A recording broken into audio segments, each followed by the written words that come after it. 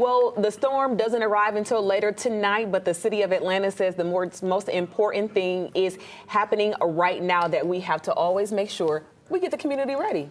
That's right. We are expecting a lot of things to happen in the next few hours. So Northeast Georgia is expecting to get clobbered with freezing rain, which is something the area really hasn't seen in more than a decade. So we're talking about the amount of ice that the area is set to receive. It could knock out power for a lot of people while making it just impossible to drive. All right, 11 Alive's Chase Howell is for us in White County, which is an area expected to get hit the hardest we could see. Chase, you've been out there learning all sort of southern myths and cows putting their nose together and what that means for the forecast.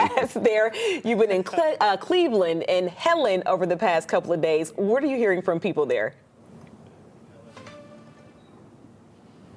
Yeah, Aisha, Jonathan, a lot of businesses here in downtown Cleveland tell me they're just going to play it by ear. But take a look at this sign right here at Farmhouse Coffee. They actually closed early yesterday or closed today because of that storm and are asking people to stay safe. And as I just mentioned, businesses around here are saying, look, we're just going to wait and see. But people keep talking to me about this snowstorm of 2024 that wiped out power and also made the roads a complete mess, which is a similar situation we could actually see this weekend. And one woman tells me she does not plan to make the same mistakes she did in 2024.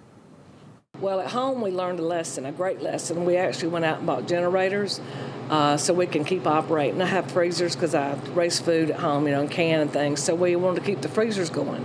And I also have dairy animals. I have some cows, and I need to take care of those. So we actually have a generator for the barn and 2 for the house also. So we keep moving, even just flip a switch, and move.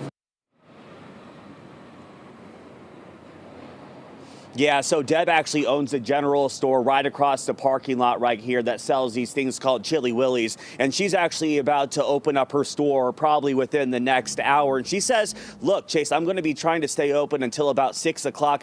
But she says that she limited her staff down to her and her cook. And if she starts to see some ice accumulating on the roads, she tells me she does plan to close at 4. For right now, live in White County, Chase Howell, 11 Alive News.